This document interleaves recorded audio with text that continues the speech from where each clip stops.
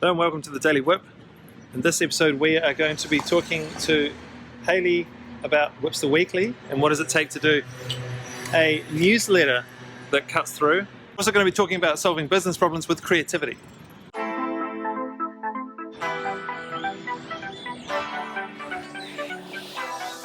Fellas.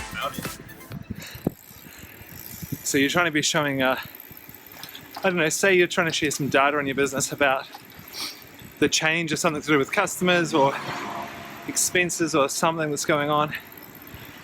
And so you have a data set, but that data set by itself doesn't mean anything. It's the story that you can extrapolate out of the data set.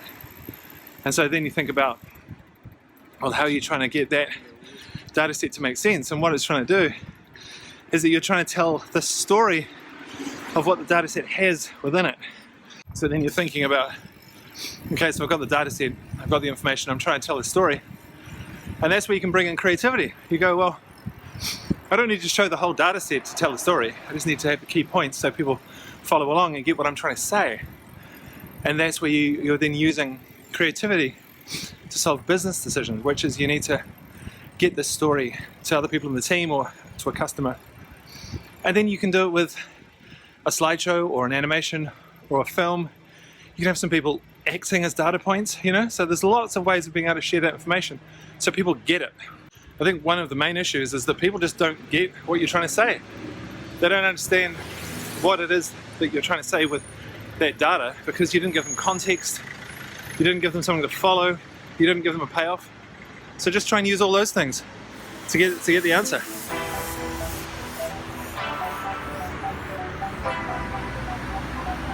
We talked to Gina about getting some new illustrations and notes.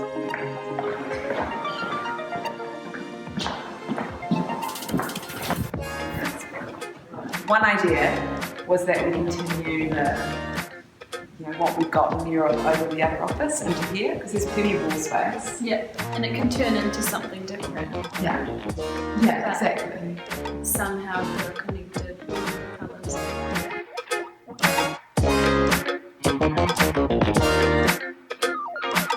Kirsty tells us about the new space we're going to inhabit. We'll talk about what's going to go in here. Okay, welcome to our new office. We're going to move marketing, operations and customer success over here. This will be our meeting room. Get some new furniture. It'll be our third meeting room. We need heaps of them. This is going to be our working area. We've got nice stand-up, sit-down desks. We're going to have high tables here, like bar tables, stools, which link into our kitchen area. Second coffee machine. We can have meetings, lunch and stuff here. Yeah. And we're also out here going to utilise this little space for all those ideas. Again, to have high bar tables, stools, so that people can use it as like meet, greet, working space. Yeah. Meet and greet. Yes. Who will be meet and greet in here? Everyone. So we want to use much of the space as possible because we always need to use rooms for calls with customers, to do videos like this, all sorts of stuff. So I imagine it'll be like tech stand-up.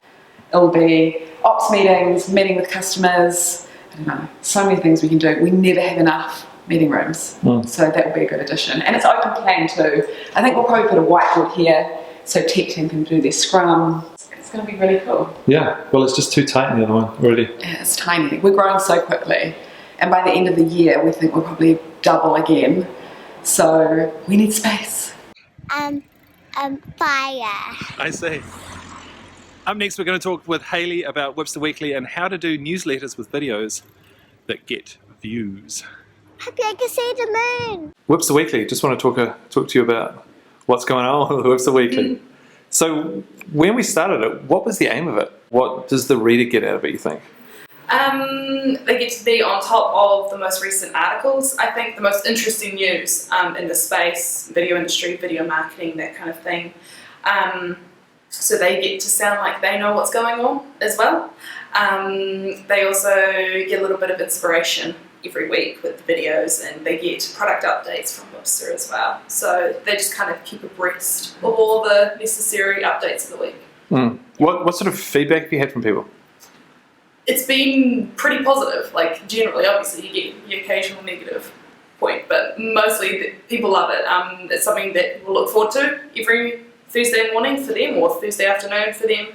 It's something that they get a lot of value out of. I get lots of tweets and emails and stuff saying thanks so much, that article's really interesting, or WIP's Weekly is the best newsletter I'm subscribed to. So I'm very proud of it, and that's why even when the option has been to pass it on to someone else, I said no, I'll have it. I'll keep doing it. I'll keep doing it. Like I may not have time, but I'll just keep doing it. Don't worry, I love it. I will do it anyway.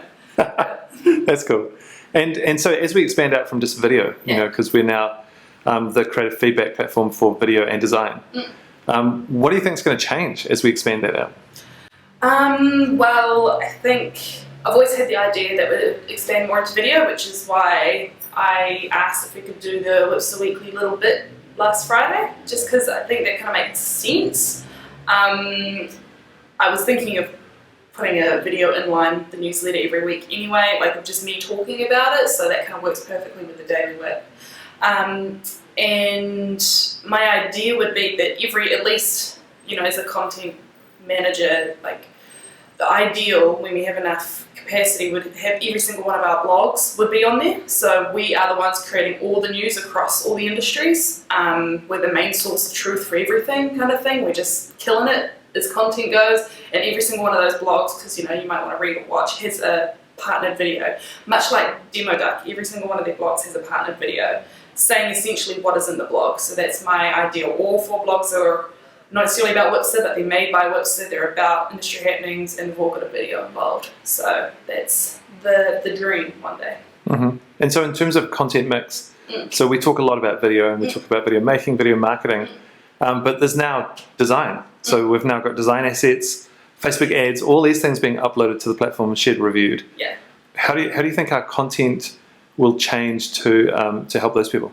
So that's obviously a space we need to move into and research more and understand more what kind of content those people like to read and understand and keep abreast of. So that's work for us in the future to continue that research and provide that information to them.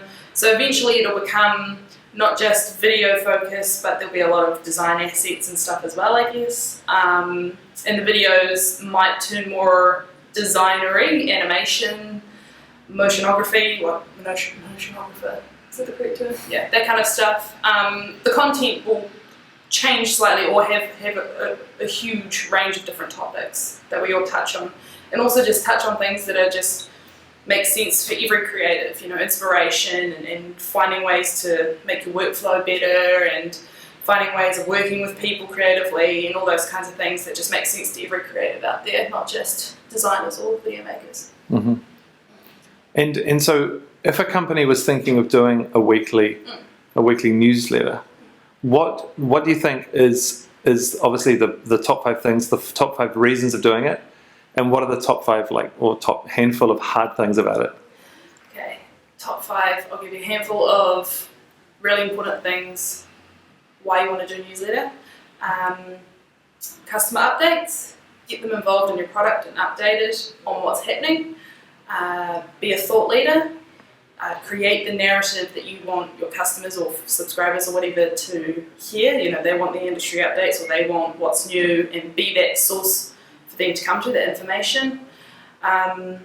It was also a way to just connect with your customers and have a positive brand association and all that kind of stuff every week, so they like you and they look forward to it and they like you as a company, you know, associated. The hardest things, in my case, it's finding articles that are of high value every week, that they actually want to read and that aren't the same articles every single week, that don't make, you know, that just don't change, they're boring.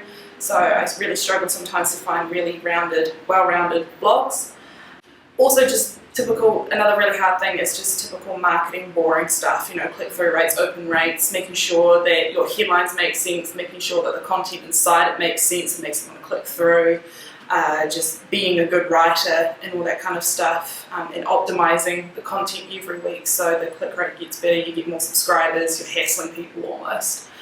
So just the marketing aspect of it's quite difficult. Any tips for people who want to be in Whips the Weekly?